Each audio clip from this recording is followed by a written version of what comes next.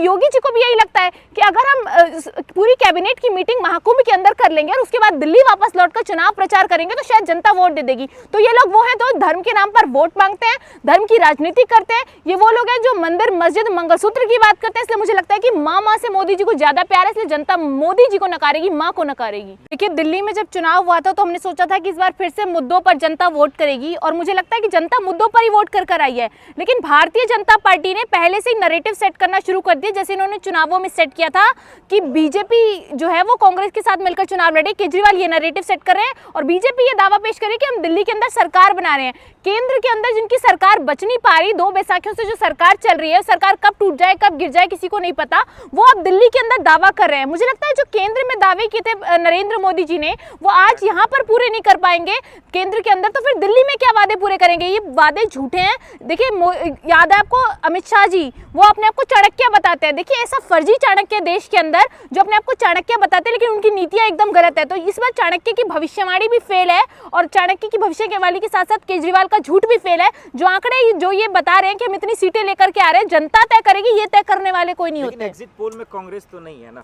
देखिए, exit polls, opinion polls पहले भी आए हैं। हरियाणा में बहुत लहर थी कांग्रेस की, कांग्रेस नहीं जीती। तो मुझे ये लगता है कि ये जो एग्जिट पोल्स, ओपिनियन पोल्स होते हैं ये पेड होते हैं। इसको ये पेड न्यूज़ देके चलाते हैं क्योंकि बहुत ज़्यादा प्रेशर था मेन स्ट्रीम मीडिया पे, इसलिए उन्होंने सोचा कि चलो इस बार कांग्रेस का ही दिखा देते हैं, कम से कम ये जो गोदी मीडिया वाला टैग हट जाएगा। बट ऐसा भी नहीं हुआ। तो मुझे लगता है कि हरियाणा के अंदर जो हमने देखा था कि exit polls, opinion polls fail थे, वैसा ही दिल्ली के अंदर भी होने वाला है। ये एग्जिट पोल्स, ओपिनियन पोल्स बिल्कुल फेल होंगे। हमें जनता पे भरोसा है, जनता इस बार इनको हराने का काम कर रही है क्योंकि केजरीवाल जी के झूठ और जो उन्होंने हरियाणा की जनता को कहा है कि जहर मिला दिया, नरसंहार कर दिया है। आप ये पूछिए कि कौन सी जनता जो देश की जनता पर सवाल उठा दिया कि देश की जनता को आपने दिल्ली की जनता को अलग, हरियाणा की जनता को अलग बता दिया और कहा कि जहर मिलाया जा रहा है, नरसंहार किया जा रहा है। तो ऐसे शब्दों का प्रयोग जब एक स्टेट का सीएम करता है तो शर्म आनी चाहिए ऐसे सीएम को। मुझे लगता है कि केजरीवाल जी तो पहले अपने पद से इस्तीफा ही दे दे सबसे पहले। तो क्या एग्जिट पोल एग्जैक्ट साबित नहीं होगा, ये कह रही हैं आप? देखिए, एग्जिट पोल्स बिल्कुल एग्जैक्ट साबित नहीं होंगे क्योंकि एग्जिट पोल्स और ओपिनियन पोल्स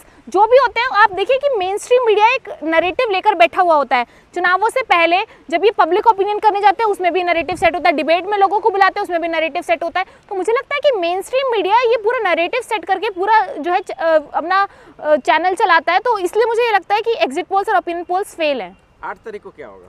देखिए, 8 तारीख को वही होगा जो जनता ने चुना होगा, जनता ने जिनको वोट दिया होगा वही जीतेंगे। आज ये यमुना माँ की, गंगा माँ की बात करते हैं। महाकुंभ में मोदी जी 5 तारीख को स्नान करके आ जाते हैं और उनको लगता है कि महाकुंभ में डुबकी लगा लेंगे तो जनता उनको वोट कर देगी। जनता ये इतनी बेवकूफ़ नहीं है। अगर महाकुंभ में डुबकी लगाने से वोट मिल रहे होते तो एक आम आदमी जाकर डुबकी लगा लेता, चुनावों में खड़ा हो जाता और चुनाव जीत लेता।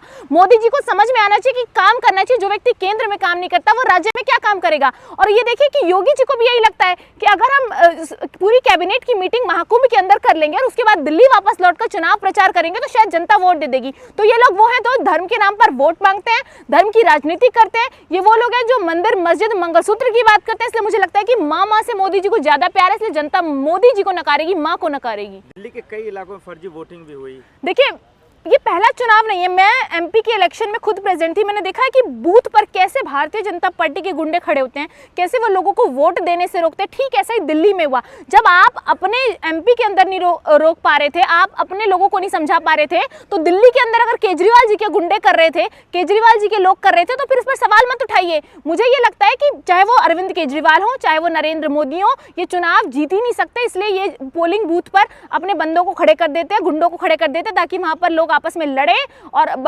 लोग वहां पर वोट डालने न जाए। कहीं लड़ाई हो रही है, लोग वोट डालने वहां जाएंगे नहीं। मुझे समझ नहीं आता कि लोग आपस में लड़ते क्यों हैं। वहां पर पुलिस प्रशासन क्या कर रहा होता है, वहां का मैनेजमेंट क्या कर रहा होता है। तो ये हमेशा की बात है, जब भी वोटिंग होती है इस तरीके की घटनाएं सामने आती है, लोग आपस में लड़ते हैं। और सीलमपुर का मामला तो मुझे अच्छे से याद है। कह रहे फर्जी वोटिंग डाल दी, फर्जी वोटिंग डाल दी, तो आप वहां पर खड़े होकर क्या कर रहे थे? उसी वक्त इलेक्शन कमीशन को कहना चाहिए। मुझे लगता है कि हमारे देश का इलेक्शन कमीशन सोया हुआ है। उससे आप कितनी बार भी आप उससे सिफारिश कर लीजिए, हाथ जोड़ लीजिए, उन्हें लेटर लिख लीजिए, वो कोई एक्शन नहीं लेता। तो इलेक्शन कमीशन पर भी एक बहुत बड़ा क्वेश्चन मार्क आज है। कल देखिए बिल्कुल मुझे लगता है कि राहुल गांधी जी ने तो साफ तौर पर कहा था कि संविधान खत्म हो रहा है। संविधान खत्म होने का मतलब ये नहीं कि कोई संविधान को जला रहा है। संविधान खत्म होने का मतलब ये कि जो भी संविधान में लिखा है, जो भी आर्टिकल्स हैं, उसको खत्म करा जा रहा है, उसको फॉलो नहीं किया जा रहा देश के अंदर। तो मुझे लगता है कि जब चुनाव होते हैं, चुनावों के प्रोसेस को बदला जा रहा है। आज जनता चाहती है कि बैलेट पेपर से चुनाव हो, लेकिन ईवीएम से चुनाव हो रहा है। और दूसरी तरफ जनता ये चाहती है कि जब चुनाव हो तो पूरी प्रोटेक्शन हो, ईवीएम मशीन्स को बदला ना जाए। जनता ये चाहती है कि जब वो बूथ पर पहुंचे तो पूरी सुविधा हो। लेकिन आज उस पर भी देखिए आप लोग आपस में लड़ाई कर रहे हैं, फर्जी वोटिंग डल रही है। तो मुझे लगता है इस पूरे चुनावों को देखते हुए कि चुनाव जो है वो संविधान खत्म करने की एक प्रक्रिया बन चुकी है। महाकुंभ में थे, मिल्कीपुर में विधानसभा हुआ, दिल्ली में भी हुआ। देखिए मोदी जी महाकुंभ इसलिए जाएंगे क्योंकि चुनाव है। चुनावों के वक्त मोदी जी सभी धार्मिक स्थलों पर दौरा करते हैं, ब्यौरा करते हैं, क्योंकि मोदी जी को याद आ जाता है कि हम सनातन है, हम सनातन धर्म को मानने वाले हैं। तो मोदी जी दौरा करें, मोदी जी को इससे कोई फर्क नहीं पड़ता कि देश में कहां पर क्या हो रहा है। दिल्ली में वोटिंग से भी मोदी जी को कोई लेना देना नहीं, क्योंकि उन्हें भरोसा है, उनको इतना भरोसा है कि जनता को उन्होंने इतना बेवकूफ समझ रखा है कि वो स्नान करेंगे, जैकेट पहनकर स्नान करेंगे। मुझे याद है कि मोदी जी लोकसभा चुनावों में ध्यान लगा रहे थे चश्मा पहन के। अब ये व्यक्ति ऐसा है जो चश्मा पहन के ध्यान लगा लेता है, ये व्यक्ति ऐसा है कि वो जैकेट पहनकर गंगा मां में डुबकी लगा लेता है। अगर आपसे स्नान हो नहीं रहा था तो आप क्यों गए थे गंगा में स्नान करने? सिर्फ फोटो खिंचवाने के लिए। और वो भूल गए कि मेरे को जैकेट उतारनी भी है, वो जैकेट पहनकर डुबकी लगा रहे थे। लेकिन चुनाव आयोग से सिर्फ विपक्ष को ही दिक्कत क्यों है, चाहे राहुल जी हो या अखिलेश जी हो? क्योंकि चुनाव आयोग किसी एक ही पार्टी के इशारे पर काम कर रहा है, वो है सत्ताधारी पार्टी। तो इसीलिए विपक्ष को तो इस पे क्वेश्चन मार्क करेगी ना। तो मुझे लगता है कि सत्ताधारी पार्टी जो चुनाव आयोग को मुझे लगता है डायरेक्शन देती है, और चुनाव आयोग उनके साथ मिला हुआ है। देखिए विवादित बयान तो कुछ नहीं है, क्योंकि मुझे लगता है कि पहले भी सवाल कई बार चुनाव आयोग पर उठाए गए थे। कई आपने देखा होगा सोशल मीडिया पर, जब चुनाव होते हैं तो रिजल्ट्स वाले दिन भी आप देखिए,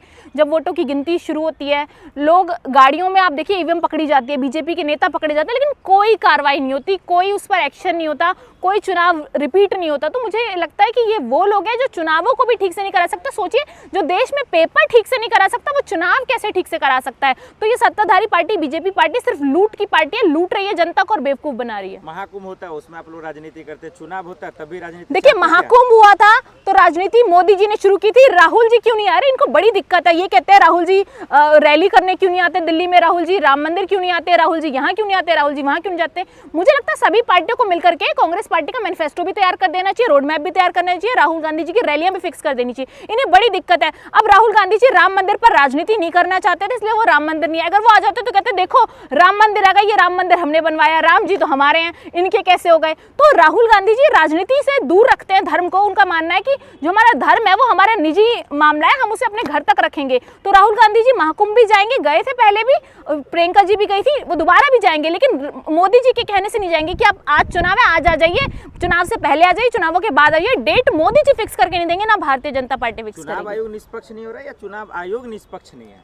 देखिए मुझे लगता है कि चुनाव निष्पक्ष नहीं हो रहे, उसके बाद चुनाव आयोग भी निष्पक्षता से अपना काम नहीं करा। अगर चुनाव आयोग निष्पक्षता से काम करता तो भारतीय जनता पार्टी की इतनी हिम्मत नहीं होती कि वो इस तरीके की चीजें करें। आप ये देखिए पैसे बांटे गए हैं, सबको पता है परवेश शर्मा पैसे बांट रहे हैं, जो कि संदीप दीक्षित जी के खिलाफ चुनाव लड़ रहे हैं, उन्होंने पैसे बांटे जनता को। तो पैसे बांटना भी यही है कि आप वोट खरीद रहे हैं पैसे से। ये लोग वो जो पैसे बांट के वोट खरीद रहे हैं, अतिशी जी ये है, वो उनके पैसे पकड़े गए। तो पैसे पकड़ने के बाद भी आप कोई एक्शन नहीं ले रहे, वो फिर भी चुनाव लड़ रहे हैं। तो इलेक्शन कमीशन की गाइडलाइंस का, इलेक्शन कमीशन के रूल्स का हम क्या करें? जब उन रूल्स को फॉलो नहीं करवा पा रहा है इलेक्शन कमीशन, कोई एक्शन ही नहीं ले रहा, जब तक एक्शन नहीं लेगा ये रूल्स कैसे फॉलो होंगे? आप देखिए कि दिल्ली के अंदर पैसे बटे, शराब बटी, सब कुछ बटा, सबको पता है, लेकिन उस पर कोई एक्शन नहीं हो रहा।